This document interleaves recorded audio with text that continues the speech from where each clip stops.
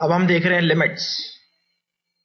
Limits बहुत ही important topic है, इसमें क्वेश्चन आते रहते हैं और काफी अच्छा लगते हैं क्वेश्चन। शुरू शुरू में जब हम फंक्शंस के बाद लिमिट करना चालू करते हैं तो क्वेश्चन आसानी से बनते हैं, थोड़ा कॉन्फिडेंस डेवलप होता है। लेकिन लिमिट्स भी अपने आप में काफी कंसेप्शनल और काफी डिमांड करती है, आपकी सोच की काफी डिमांड करती है। तो सबसे पहले हम समझते हैं लिमिट्स क्या होती है और क्यों हम लिमिट्स निकालते हैं, यह भी समझते हैं। तो समझते हैं पहले लिमिट्स क्या होती है। सपोज हमारे पास एक फंक्शन है F x is x square plus 4। यदि हम फाइंड करना चाहते हैं एफ ऑफ 2, तो एफ ऑफ 2 फाइंड करने के लिए हम यहां पर एक्स की जगह पर 2 सब्स्टिट्यूट करेंगे तो 2 square plus 4 is equal to 2 square 4 plus 4 हो जाएगा 8। तो एफ ऑफ 2 की वैल्यू हो गई 8। लेकिन हमें एक बात जरूर ध्यान में रखना चाहिए, यह तो फंक्शन की वैल्यू है f2 पर। यदि मैं कुछ इस तरह से लिखता हूं limit x tends to 2 x square plus 4, इसका मतलब क्या होता है? इसका मतलब यह होता है कि when x tends to 2 x square plus 4 की वैल्यू कहां जाएगी, क्या होगी? x tends to 2 means x 2 के पास में है, बहुत पास में है, x नॉट इक्वल टू 2। जैसा यहां पर साफ था x इज इक्वल टू 2 है, लेकिन यहां लिमिटिंग वैल्यू है x की 2, यानी x 2 नहीं है, 2 से बहुत पास में है, 2 के बहुत पास है। हम ऐसा समझ सकते हैं 2 प्लस h या 2 माइनस h, जहां पर h बहुत ही छोटा नंबर है। तो ऐसा समझ सकते हैं कि x की वैल्यू यहां पर 2 प्लस h है या x ट्वाइस माइनस h, यानी x 2 से बहुत करीब है, यहां पर h बहुत ही छोटा नंबर है, इसलिए मैं इसे लिख सकता हूं लिमिट h टेंडिंग टू 0। यानी h एक ऐसा नंबर है जो 0 के बहुत पास है और पॉजिटिव नंबर। सपोज h है 0.000000001, तो x हो जाएगा 2 प्लस 0.0000000, यानी 2.0000001 ऐसा कोई नंबर होगा। और h इससे भी छोटा नंबर है, as small as possible, infinitely small. इसे कहते हैं हम मैथमेटिक्स में इन्फानाइटली स्मॉल नंबर। तो उसी तरह से x 2 माइनस h होगा, तो इस केस में यह 1.9999 या ऐसा कोई नंबर होगा, बहुत ही पास होगा 2 के। लेकिन हमें इसकी वैल्यू निकालना है x 2 के करीब, तो एक्स स्क्वायर प्लस 4, यदि हम इसे निकालना चाहें तो देखिए क्या होगा। हम सब्स्टिट्यूशन कर सकते हैं एक प्रकार से, x को लिख सकते हैं 2 प्लस h या 2 माइनस h। तो सपोज हम लिख देते हैं x की जगह पर 2 plus h whole square plus 4, और लिमिटिंग वैल्यू जो h की वो 0 है, यानी x की जगह हमने ये वैल्यू लिख दी, और अब h हो गया तो h की वैल्यू हमने लिख दी h टेंडिंग टू 0। अल्टीमेटली हम यह जानना चाहते हैं कि जब x 2 के पास जाएगा तो यह वैल्यू किधर, किसके पास जाएगी, यानी अल्टीमेटली यह किसके पास जाएगी, किस तरफ टेंड होगी, इसकी वैल्यू किधर होगी। तो देखते हैं हम 2 प्लस एच होल स्क्वायर, ये हो जाएगा 4 plus H square plus 2h plus 4, और साथ में हम इतना जानते हैं कि लिमिट जो है यहां पर h टेंडिंग टू 0 है, लिमिट जो है h टेंडिंग टू 0 है। तो इसकी लिमिटिंग वैल्यू h अगर 0 की तरफ जाएगा तो बहुत छोटा हो जाएगा, ये भी बहुत छोटा हो जाएगा, तो 4 प्लस 4 हो जाएगा 8। यानी साफ कहने का मतलब यह हुआ कि जब हम लिमिटिंग की बात करते हैं तो इसकी लिमिटिंग वैल्यू 8 है, इसकी x इज इक्वल टू 2 पर वैल्यू 8 नहीं है, x 2 के करीब होगा तो इसकी वैल्यू 8 के करीब होगी, और 8 के करीब होगी इसलिए limiting value is equal to 8। हम ऐसा लिखते हैं limit of this is equal to 8, यानी x 2 के करीब होगा तो इस सब की वैल्यू 8 के करीब होगी, तो इज इक्वल टू 8 लिख दिया हमने। ये सब की वैल्यू इज इक्वल टू 8 है, लिमिटिंग वैल्यू 8 है इस फंक्शन की। तो इस तरह से हम इसे समझते हैं। लेकिन फिलहाल यहां पर कोई दिक्कत नहीं थी। यहां एक बहुत आसान बात यह है कि हम इसमें x2 पुट भी कर देते हैं, तो 2 स्क्वायर प्लस 4 दैट इज 8 हो जाएगा, सिमिलरली लाइक दिस। तो जैसे यहां पर हमने 8 वैल्यू निकाली, तो यहां पर भी सब्स्टिट्यूट करके निकाल सकते थे, लेकिन हमेशा ऐसा पॉसिबल नहीं है। ऐसा पॉसिबल इसलिए नहीं है कि जब हम कुछ इस तरह से कुछ लेते हैं x² - 4 अपॉन x - 2, इस केस में हम x2 सब्स्टिट्यूट नहीं कर सकते।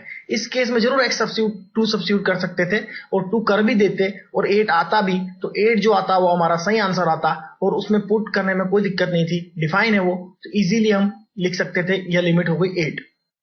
तो यहां हमें सब प्लस h और माइनस h करने की जरूरत, तो यहां ऐसा कुछ करने की जरूरत नहीं है, यहां ऐसा कुछ करने की जरूरत नहीं है। प्लस h और माइनस h हम डायरेक्ट 2 भी सब्स्टिट्यूट करते तो आंसर सेम होता, क्योंकि यह एक सिंपल सा स्ट्रेट फॉरवर्ड पॉलिनोमियल है और इसमें यह हमेशा x की हर वैल्यू के लिए डिफाइन है। लेकिन यह डिफाइन नहीं है हर वैल्यू के लिए, देखिए, क्योंकि x2 अगर सब्स्टिट्यूट करते हैं तो 2 स्क्वायर 4 - 4 यानी 0 हो जाता और 2 - 2 दैट इज आल्सो 0, तो 0/0 हो जाता, ये अनडिफाइंड हो जाता।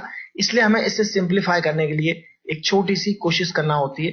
x tends to 2, limit x tends to 2 हो जाएगा। यह x² - 4 को लिख सकते हैं x - 2 into x plus 2 upon x - 2।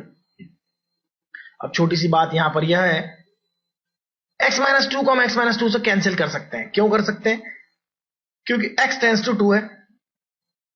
अगर x 2 होता तो इसे कभी भी कैंसिल नहीं कर सकते हैं, कभी भी कैंसिल नहीं किया जा सकता। 2 - 2 0 होता है, 2 - 2 0 होता है, 0 को 0 से कभी भी कैंसिल नहीं किया जा सकता। मैथमेटिक्स में ऐसा पॉसिबल नहीं है। लेकिन x टेंड्स टू 2 यानी x 2 के बहुत पास है, 2 नहीं है, तो x - 2 0 नहीं होगा, x - 2 0 नहीं होगा और जो भी होगा एक दूसरे के इक्वल होगा। इसलिए हम इक्वल क्वांटिटीज को, इक्वल नॉन जीरो क्वांटिटीज को कैंसिल कर सकते हैं। तो हमने इनको कैंसिल कर दिया।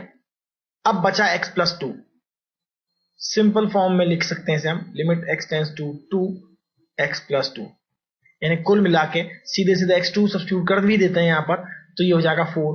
कोई दिक्कत नहीं, x2 सब्स्टिट्यूट किया जा सकता है, तो फिर तो आसानी से सीधे सब्स्टिट्यूट कर दिया जाए तो ज्यादा अच्छा है, बजाय 2 + h 2 - h इस तरह से लिखने के। तो x टेंड्स टू 2, 2 + 2 4, तो इस लिमिटिंग, इस फंक्शन की लिमिटिंग वैल्यू हो गई 4, यानी इस फंक्शन की x टेंड्स टू 2 पर लिमिट x टेंड्स टू 2 हो गई 4। तो ये हो गई हमारे लिमिट का कंसेप्ट, यानी हम वैल्यू एग्जैक्टली वो नहीं लेते हैं। अब हम इसके बाद हम समझना चाहते हैं कि what is left hand limit, what is right hand limit. तो जब मैं इस बात को लिखना चाहता हूं कुछ इस प्रकार से, left hand limit, left hand limit यानी x2 से लेफ्ट साइड यानी छोटा, अगर 2 से छोटा लेता हूं तो मैं इसे लिख सकता हूं limit x tends to 2 negative. Negative का एक सिंबॉलिक मतलब है कि लेफ्ट हैंड लिमिट यानी 2 से छोटा है, x टेंड्स टू 2 नेगेटिव, यानी इसका मतलब यह हुआ कि x लेफ्ट साइड से 2 की तरफ जा रहा है, यानी x है 1.9999 समथिंग, ऐसा कुछ नंबर है जो 2 से बहुत करीब है लेकिन 2 से छोटा है। तो हम इसकी लिमिटिंग वैल्यू कुछ इस प्रकार से लिख सकते हैं। तो ये तो लेफ्ट हैंड लिमिट लिखने का तरीका हो गया। लेफ्ट हैंड लिमिट हम इस तरह से लिखते हैं, तो ये हो गया LHL at 2, LHL at x equal to 2, x equal to 2 पर left hand limit.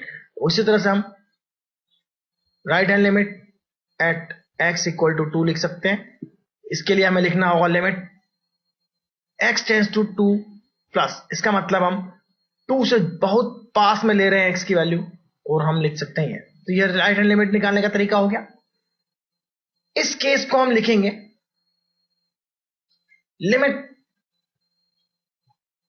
x tends to 2 plus में, यानी हम लिख सकते हैं x की जगह 2 + h, ये 2 से थोड़ा सा बड़ा है तो इससे लिखेंगे लिमिट h टेंडिंग टू 0, और x टेंड्स टू 2 की बजाय हम लिखेंगे यहां पर x की जगह पर 2 + h होल स्क्वायर प्लस 4, यानी राइट हैंड लिमिट के लिए हमें x को 2 + h लिखना है और लेफ्ट हैंड लिमिट यदि निकालना होती है हमें, तो हम यहां लिखते हैं h tends to 0 2 - h whole square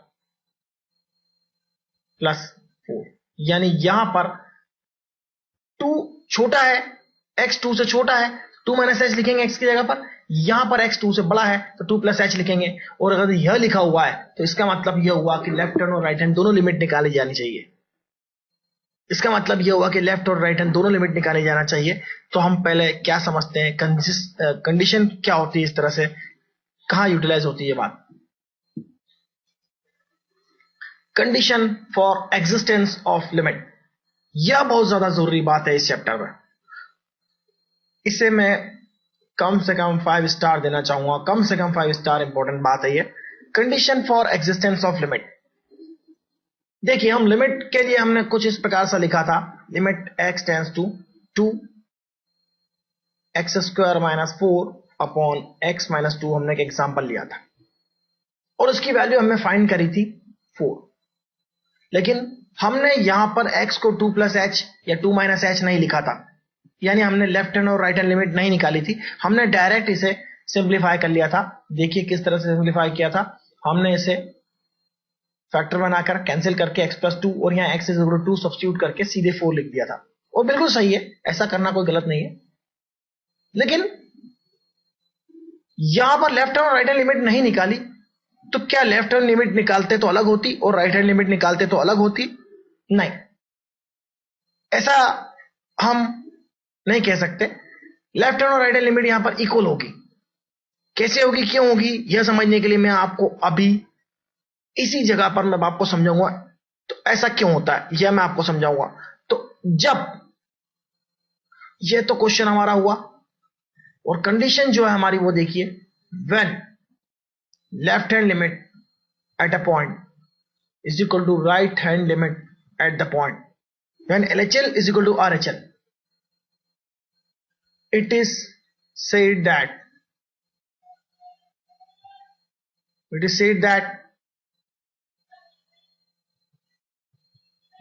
limit exists at the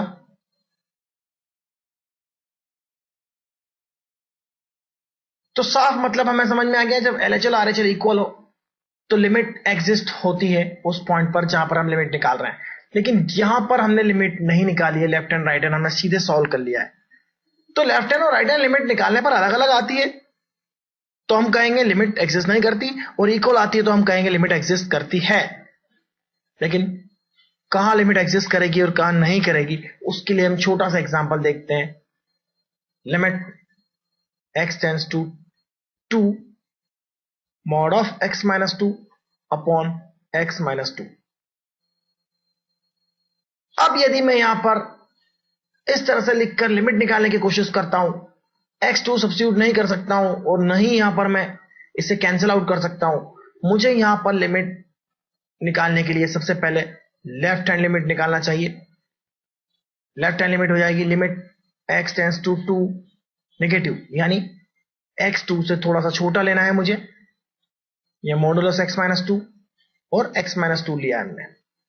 यहां पर हम x को लिखेंगे 2 माइनस एच और लिमिट हो जाएगी h टेंडिंग टू 0, यानी x को लिख रहे हैं हम यहां पर 2 माइनस एच। x की जगह पर 2 माइनस एच लिखेंगे।